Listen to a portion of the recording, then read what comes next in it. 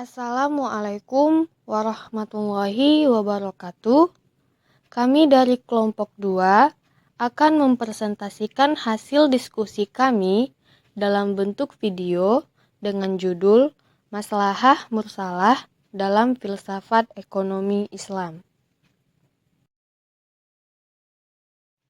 Pertama-tama, saya akan memperkenalkan para pemateri dari kelompok 2. Pemateri yang pertama adalah saya sendiri, yaitu Maulidia Husna. Pemateri yang kedua adalah Amanda Balkis. Pemateri yang ketiga adalah Sopiani Walida. Pemateri yang keempat adalah Cindi Dwi Cahya. Pemateri yang kelima adalah Alda Natasha. Dan pemateri yang terakhir adalah Fahira Balkis. Nah, langsung saja saya akan menjelaskan tentang pengertian maslahah mursalah. Maslahah al-mursalah merupakan kemaslahatan yang sejalan dengan apa yang terdapat di dalam nas, tetapi tidak ada nas secara khusus yang memerintahkan dan melarang untuk mewujudkan. Selanjutnya adalah dasar hukum maslahah mursalah. Ada beberapa dasar hukum atau dalil mengenai diberlakukannya teori maslahah mursalah. Yang pertama adalah Al-Quran, dan yang kedua adalah hadis, dan yang ketiga adalah perbuatan para sahabat dan ulama salaf. Selanjutnya masuk ke macam-macam maslahah mursalah yang terbagi atas dua. Yang pertama berdasarkan segi kualitas dan kepentingan kemaslahatan, dan yang kedua berdasarkan segi perubahan maslahah. Dari segi kualitas dan kepentingan kemaslahatan, maslahah mursalah terbagi atas 3. Yang pertama, maslahah daruriyah, yaitu kemaslahatan yang berhubungan dengan kebutuhan pokok umat manusia, baik di dunia maupun di akhirat. Yang termasuk ke dalam contoh kemaslahatan ini adalah memelihara agama, memelihara jiwa, memelihara akal, serta memelihara keturunan dan harta. Yang kedua, maslahah hajiyah, yaitu kemaslahatan yang dibutuhkan dalam menyempurnakan kemaslahatan pokok atau yang mendasar, di mana sebelumnya berbentuk keringanan untuk mempertahankan dan memelihara kebutuhan dasar manusia. Seperti contohnya, di bidang ibadah, diberi keringanan meringkas sholat atau menjamak dan berbuka puasa bagi yang musafir. Dalam bidang muamalah, diperbolehkan melakukan jual beli pesanan. Dan yang ketiga, ada maslahah tahsiniyah, yaitu kemaslahatan yang bersifat pelengkap berupa keluasan yang dapat melengkapi kemaslahatan sebelumnya. Misalnya, dianjurkan untuk memakan makanan yang bergizi, berpakaian yang bagus dan rapi, serta berbagai jenis cara menghilangkan najis dari badan manusia. Selanjutnya, macam-macam maslahah mursalah dari segi perubahan maslahah. Yang pertama, maslahah sabitah, yaitu kemaslahatan yang bersifat tetap dan tidak berubah sampai akhir zaman. Misalnya, berbagai kewajiban ibadah seperti sholat, zakat, berpuasa, dan lainnya yang akan tetap dilakukan sampai akhir zaman. Yang kedua, ada maslahah mutakhoiroh, yaitu kemaslahatan yang berubah-ubah sesuai dengan perubahan tempat, waktu, dan subjek hukum. Kemaslahatan seperti ini biasanya berkaitan dengan permasalahan muamalah dan adat kebiasaan. Seperti contohnya, cara makan makanan yang berbeda-beda di antara daerah yang satu dengan yang lainnya. Selanjutnya yaitu kedudukan maslahah mursalah dan kehujaannya. Ada dua kelompok yang menyatakan pendapat. Kelompok pertama mengatakan bahwa maslahah mursalah adalah salah satu dari sumber hukum dan sekaligus hujjah syariah. Itu diikuti oleh 4 pernyataan. Yang pertama, adanya takhrir atau pengakuan Nabi atas penjelasan Mu'az bin Jabal yang akan menggunakan ijtihad bil ar-rayi bila tidak menemukan ayat Al-Quran dan Sunnah Nabi untuk menyelesaikan sebuah kasus hukum. Yang kedua, adanya amalia, praktek yang begitu meluas di kalangan sahabat Nabi tentang penggunaan maslahah mursalah sebagai suatu keadaan yang sudah diterima bersama oleh para sahabat tanpa saling menyalahkan. Yang ketiga, salah satu maslahat bila nyata kemaslahatannya dan telah sejalan dengan maksud pembuat hukum syar'i, maka menggunakan maslahat tersebut berarti telah memenuhi tujuan syar'i, meskipun tak ada dalil khusus yang mendukungnya. Dan yang keempat, sesungguhnya tujuan pengsyariatan hukum adalah untuk merealisir kemaslahatan dan menolak timbulnya kerusakan dalam kehidupan manusia.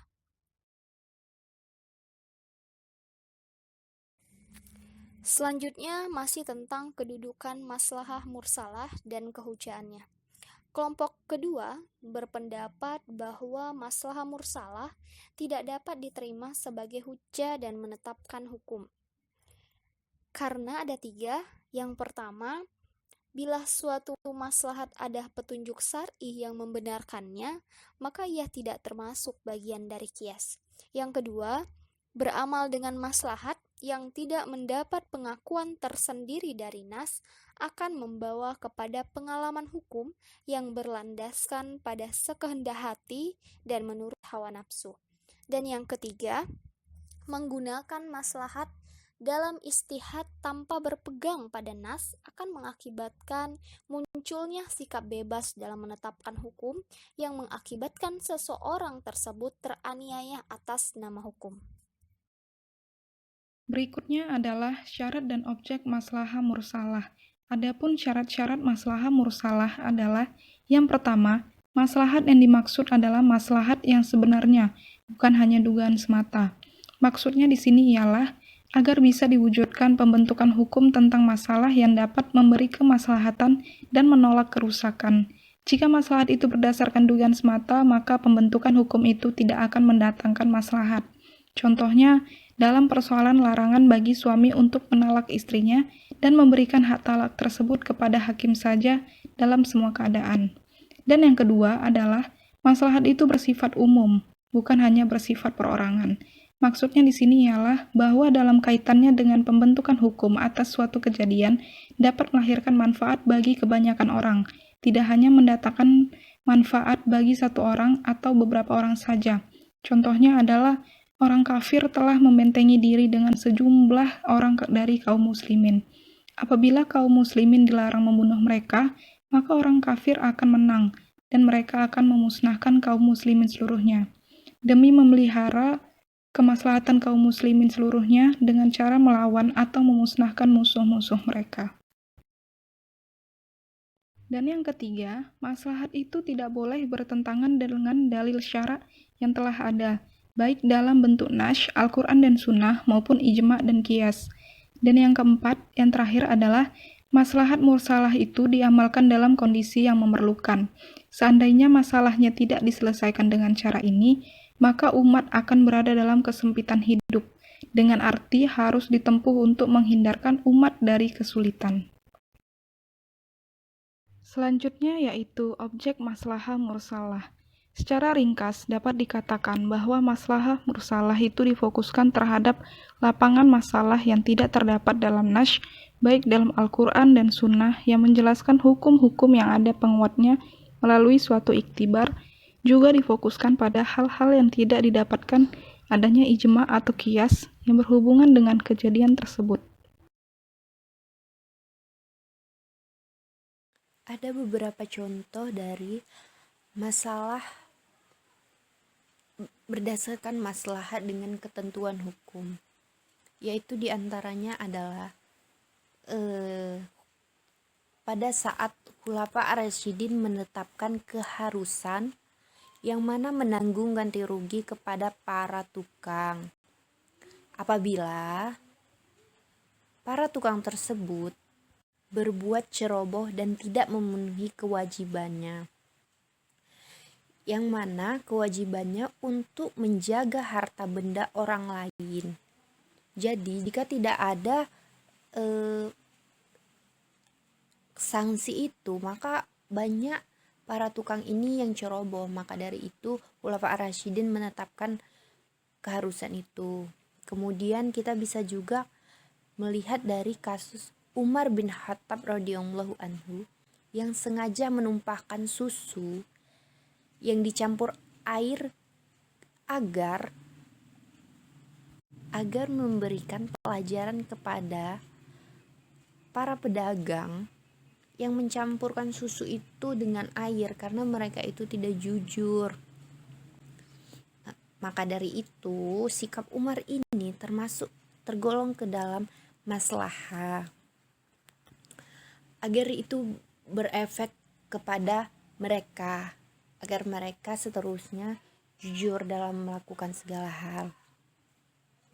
Kemudian kita bisa melihat ke kasus lain yang mana apabila keadaan serba haram menggejala dan melanda di seluruh dunia atau pada suatu wilayah dan penduduknya mengalami hambatan untuk pindah ke daerah lain, sehingga mereka itu sulit untuk mendapatkan pekerjaan. Maka dari itu mereka itu boleh mengambil pekerjaan yang tidak baik gitu loh, agar menolak darurat dan menutup hajat, karena mereka itu butuh untuk kebutuhan hidupnya seperti itu, untuk memenuhi kebutuhan pokoknya gitu, seperti makan dan lain-lain. Kemudian ada juga dalam kasus diperbolehkan mengangkat seorang penguasa mafdul yang mana yang bukan yang terbaik gitu, agar itu dikarenakan penolakan akan baiat yang dikhawatirkan berakibat timbulnya kemudaratan, kerusakan, kegoncangan, serta kekosongan pemerintahan. Ada juga contoh lain, yaitu berupa kasus jika uang kas negara mengalami defisit gitu kan. Jadi tidak bisa mencukupi kebutuhan pembiayaan tentara yang notabene itu adalah untuk membela negara itu sendiri gitu kan.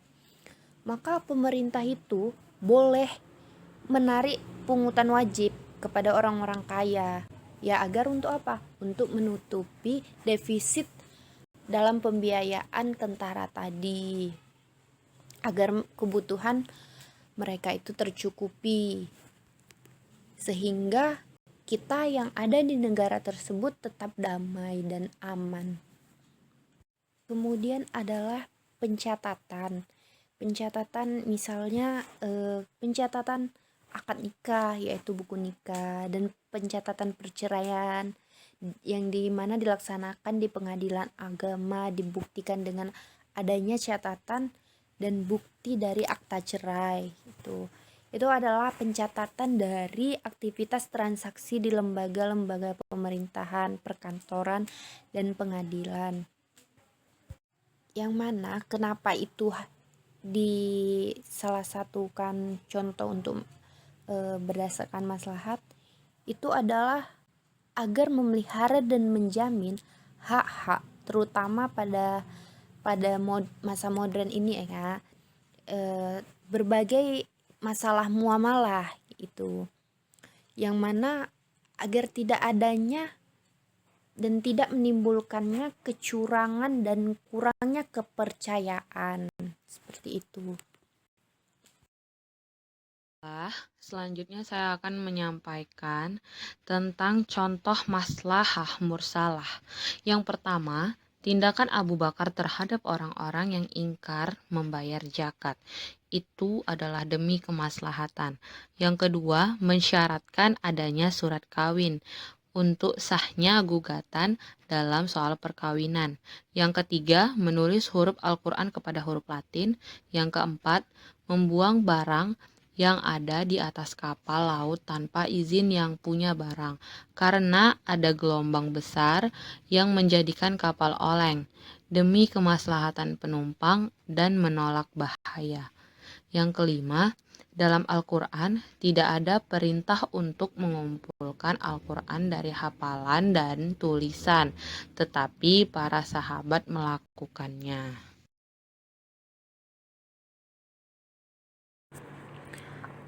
Selanjutnya, saya akan menjelaskan tentang aplikasi maslahah mursalah dalam ekonomi dan perbankan. Yang pertama, intervensi harga pemerintah pada saat distorsi pasar. Menurut Islam, negara memiliki hak untuk melakukan intervensi dalam kegiatan ekonomi, baik itu dalam pengawasan, pengaturan, maupun pelaksanaan kegiatan ekonomi yang tidak mampu dilaksanakan oleh masyarakat. Intervensi harga oleh pemerintah bisa karena faktor alamiah maupun non-alamiah. Pada umumnya, intervensi pemerintah berupa intervensi kebijakan dalam regulasi yang berhubungan dengan permintaan dan penawaran, dan juga intervensi dalam menentukan harga. Yang kedua, larangan dumping dalam penjualan suatu produk. Menurut Kamus Besar Bahasa Indonesia, dumping adalah sistem penjualan barang di pasar luar negeri dengan jumlah banyak dengan harga yang murah dan tujuan agar harga pembelian di dalam negeri tidak diturunkan sehingga dapat menguasai pasar luar negeri dan dapat menguasai harga kembali. Praktik dumping merupakan praktik yang tidak fair karena bagi negara pengimpor praktik dumping akan menimbulkan kerugian bagi dunia usaha atau industri barang sejenis dalam negeri. Dengan terjadinya banjir barang-barang dari pengeksporan yang harganya jauh lebih murah daripada barang-barang negeri akan mengakibatkan barang yang sejenis itu kalah saing, sehingga akhirnya akan menimbulkan pasar barang serta bangkrut perusahaan dalam negeri. Yang ketiga, mengadakan pengadilan niaga syariah.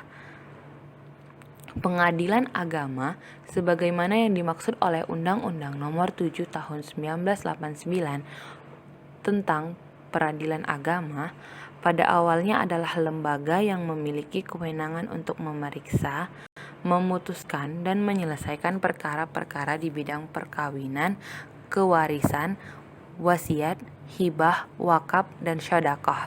Seiring perkembangannya ekonomi yang cukup pesat, khususnya dalam bidang hukum Islam, maka kewenangan pengadilan agama pun mengalami perluasan dengan menangani perkara yang menyebutkan bidang ekonomi syariah. Pasal 49 Undang-Undang Nomor 3 Tahun 2006 yang mengatur tentang kewenangan peradilan agama, yaitu pengadilan agama bertugas berwenang memeriksa, memutuskan, dan menyelesaikan perkara di tingkat pertama antara orang-orang yang beragama Islam di bidang perkawinan, waris, wasiat, hibah, wakaf, zakat, infak, sedekah, dan ekonomi syariah.